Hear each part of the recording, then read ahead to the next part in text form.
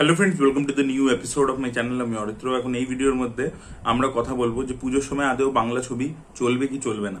তো দেখুন, বাংলা ছবিগুলোর এইবারে অনেকটা হাইপ কম আছে। অন্যবারে পুজোর সময় বাংলা ছবির যে হাইপ থাকে তার তুলনায় অনেকটাই কম হবে, এবং সেটার কারণ আপনারা প্রত্যেকেই জানেন যে আমাদের এই ওয়েস্ট বেঙ্গলে কি পরিস্থিতি চলছে, সেটা তো একটা কারণ রয়েছে ডেফিনেটলি। এবং এই বছর ওভারঅলি যদি আপনারা দেখেন, ওভারঅলি কিন্তু বাংলা সিনেমা খুব খারাপ পারফর্ম করছে। একটা ছবিও কিন্তু 4 কোটি টাকারও উপরে যেতে পারেনি আর কি বেসিক্যালি, এবং সেই লেভেলে ফুটফলস হয়নি, যেটা আমরা 2022 সালে দেখতে পেয়েছিলাম। 2023-22 থেকে খারাপ হয়েছিল, 24টা আরো খারাপ যাচ্ছে। এবং এখানে মেকার্সরা জেনারেলি বাংলা সিনেমা থেকে যা যা এক্সপেক্ট করে সেই একটা হিটও কিন্তু এখন অব্দি পায়নি। এবার পুজোর সময় কি আদৌ সেই জিনিসটা ব্রেক হবে? কারণ পুজোর সময় অনেকগুলো বড় ছবি আছে, এবং তারপরে ডিসেম্বরে রয়েছে। এবার ডিসেম্বরেও কিন্তু প্যান ইন্ডিয়া লেভেলে অনেক বড় বড় ছবি, হলিউডের প্রজেক্ট, সাউথের প্রজেক্ট আছে, সেটা নিয়ে আমরা এই ভিডিওর মধ্যে কথা বলবো না। বাট পুজোর সময় যদি আমরা পার্টিকুলারলি দেখি, 8 তারিখে 3টে বাংলা ছবি আসছে, 3টেই বড় স্টার কাস্ট রয়েছে এবং বড় প্রোডাকশন হাউসের ব্যানার থেকে আসছে। কিন্তু তার কদিন ঠিক পরেই 11 তারিখে, 10 তারিখে, সেই দিনকে কিন্তু বড় বড় কিছু প্রজেক্ট আসছে। এবং তার আগেও এক সপ্তাহ আগে, কদিন আগে 2 অক্টোবরও কিন্তু একটা বড় প্রজেক্ট আসছে। তো সেগুলো কিন্তু এই বাংলা সিনেমাগুলোকে যথেষ্ট চাপে দেবে। তো সবচেয়ে প্রথমে হলিউডের যে প্রজেক্টের কথা বলবো, সেটা মোস্ট অ্যান্টিসিপেটেড ছবি, সেটার নাম হচ্ছে জোকার 2। এবার এই জোকার 2 কিন্তু যখন আসবে তখন কিন্তু প্রচুর মানুষে দেখবে। জোকার 1 কিন্তু এখানে হেভি চলেছিল, মাল্টিপ্লেক্সে তো শো শিওর শট হোল্ড করবে এবং সেটা কিন্তু চলবে। তার একটা হিউজ ফ্যান ফলোইং পার্ট 1টা ছিল, পার্ট 2টা তো অলরেডি 15-16 মিনিটের স্ট্যান্ডিং ওভেশন পেয়েছে। তো ওটার একটা হাইপ আছে, ক্যারেক্টারটা বিশাল পপুলার, তো ওটার কিন্তু একটা ফ্যান ফলোইং আছে, সেটা ইউথ ফ্যান ফলোইং। সেটা কিন্তু কোথাও গিয়ে এটার সাথে অতটা ওভারল্যাপ করবে না। আচ্ছা, আপনাদেরকে বলে রাখি, পুজোর সময় কিন্তু বাংলা সিনেমা ইয়াং ক্রাউড দেখে, মানে কম্পারেটিভলি অন্য সময় যা ইয়াং ক্রাউড দেখে তার থেকে বেশি দেখে। এবার সেই যে রানিং ক্রাউডটা আছে, সেটা কিন্তু কিছুটা আবার ডাইভার্ট করে চলে যাবে হচ্ছে জিগরার দিকে। এবার জিগরা কিন্তু ভালো শো পাবে। জিগরা টিজার ভালো রেসপন্স পেয়েছে, এবং জিগরা কিন্তু শো কেন ভালো পাবে, কারণ ওটা অনিল থাডানি ডিস্ট্রিবিউট করবে। এবং অনিল থাডানির কাছে সামনেই যেহেতু, তার আগে কিছুদিন আগে 27 সেপ্টেম্বর তার কাছে রয়েছে দেবরা, আর তারপরে ডিসেম্বর মাসে তার কাছে রয়েছে পুষ্পা। এবার সে তো ডেফিনেটলি হলের মালিককে বলবে, পুষ্পা যদি চাই জিগরা লাগাও। তো এবার জিগরা লাগাতেই হবে। তো জিগরা কিন্তু প্রথমে শো পেয়ে যাবে। দেখুন ছবি কিরকম হলো, তারপরে কিরকম চলবে সেটা তো পরের কথা, প্রথম 3 দিন তো শো হোল্ড করে নেবে প্রচুর। তো সেটা জিগরা করতে চলেছে, সেটাতে একটা বাংলা সিনেমা চাপ হবে। মানে শোটা যদি জিগরাকে দিয়ে দেয়, তাহলে বাংলা সিনেমাকে দেবে কি? লোকে চাইলেও দেখতে পারবে না, এটা গেল একটা প্রবলেম। তো জিগরা হয়ে গেল, জোকারের ডেফিনেটলি ডিমান্ড আছে, অ্যান্টিসিপেশন আছে, এটা হলো। আচ্ছা, রজনীকান্তকে আপনাকে একটা বেসিক লেভেলে শো দিতেই হবে। এবার দেখা যাক লাইকা প্রোডাকশনে কি ডিল আছে ওটিটির সাথে, সেই অনুযায়ী মাল্টিপ্লেক্সটা ব্লক করতে পারে কিনা, নাকি আরডিবি ইত্যাদিতে রিলিজ করে। সেগুলো যদি মিরাজ বা আরডিবি ওইগুলোতে বা কিছু সিঙ্গেল স্ক্রিনসে রিলিজ করে, তাহলে খুব একটা প্রবলেম হবে না। কিন্তু সাউথ ইন্ডিয়ান সিনেমার কিন্তু একটা ফ্যান ফলোইং আছে।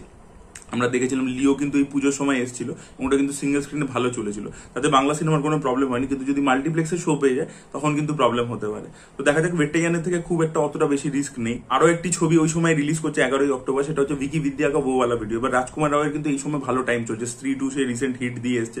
তার আগেও কিন্তু সে যে দুটো ছবি করেছে, শ্রীকান্ত বলে ছবিটা কিন্তু ভালো চলেছিল, মাল্টিপ্লেক্সে একটা ভালো বিজনেস করেছে, ওই ছবিটাও হিট হয়েছে। আর এছাড়া কিন্তু ওই যে ছবিটা ছিল, যেটা জাহ্নবীর সাথে করেছিল, মিস্টার এন্ড মিসেস মাহি, সেটাও কিন্তু একটা ডিসেন্ট কালেকশন করেছিল। তো এইগুলো কিন্তু রাজকুমার রাওয়ের কিন্তু এবছরটা ভালো চলছে, তো সেখানে সেও কিন্তু ভালো শো পাবে, এবং ট্রেলারটা ভালো রেসপন্স পেয়েছে।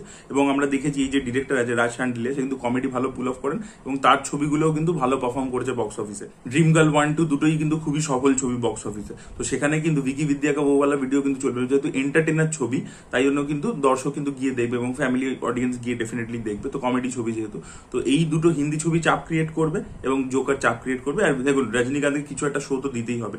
এবং এই ছবিটা কেন ভেট্টাইয়ানে আরেকটু বেশি অন্য সাউথের ছবির থেকে বেশি একটু ডমিনেট করবে, কারণ এখানে অমিতাভ বচ্চন রয়েছে। অমিতাভ বচ্চন কালকি দিয়ে এসছে এবছর।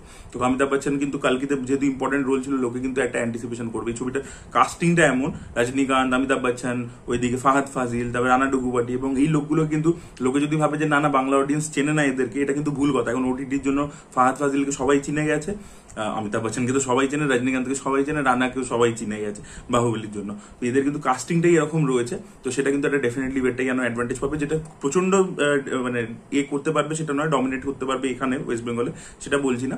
কিন্তু যদি ছবি খুব ভালো হয়েছে, যে জেলার কিন্তু এখানে ভালো পারফর্ম করে গেছে অনেকদিন ধরে, আপনাদেরকে বলে রাখি, জেলারের ওয়ার্ড অফ মাউথ এতটাই ভালো ছিল, জেলার কিন্তু এখানে কনসিস্টেন্টলি ভালো পারফর্ম করে গেছিল। তো সেটা কিন্তু এই ছবিগুলো, মানে এই ভেট্টাইয়ান ছবিটা যদি খুব ভালো হয়, ওয়ার্ড অফ মাউথ যদি খুব পজিটিভ হয়, তাহলে কিন্তু সেটাও করে দেখাতে পারে। তো এই ছবিগুলো কিন্তু যথেষ্ট চাপ ক্রিয়েট করবে। আগে কি হয়েছে আগের বছর, যে পুজোর সময় অন্য কোনো বড় ছবি আমরা দেখিনি অন্য ল্যাঙ্গুয়েজের, এবং যদি অন্য ল্যাঙ্গুয়েজের এসে হচ্ছে, সেটা সেইভাবে রিলিজ করেনি আর কি।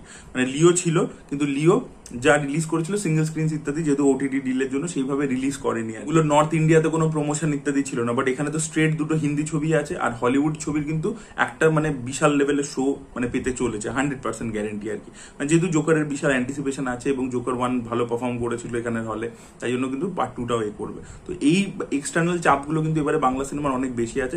তার সাথে যেটা রয়েছে যে এবারে কিন্তু সেলিব্রিটি ব্যাশিং মারাত্মক লেভেলে হচ্ছে, আপনারা প্রত্যেকে দেখতে পাচ্ছেন। তো বাংলা সিনেমার ওপর বা সেলিব্রিটিদের ওপর অলরেডি কিন্তু দর্শক প্রচন্ড রেগে আছে, প্রচন্ড লেভেলে রেগে আছে। তো সেটা কিন্তু এফেক্ট আমরা বক্স অফিসে দেখতে পাবো, এবং এটা কিন্তু হলের মালিক থেকে শুরু করে ডিস্ট্রিবিউটর থেকে শুরু করে ইভেন ডিরেক্টরস যারা, সৃজিত মুখার্জিও নিজে একটা সাক্ষাৎকারে বলেছেন, সেটা কিন্তু হতে চলেছে।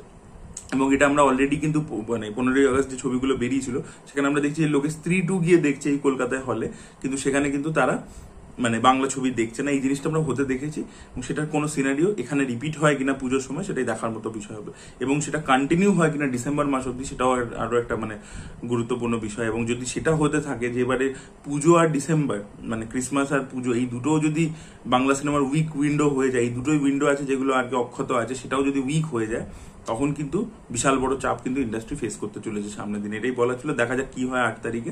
আপনাদের কি মতামত অবশ্যই কমেন্ট সেকশনে জানাবেন। এই ভিডিওটা ভালো লেগে থাকলে লাইক করুন, শেয়ার করুন, চ্যানেলকে সাবস্ক্রাইব করতে ভুলবেন না। Bye bye.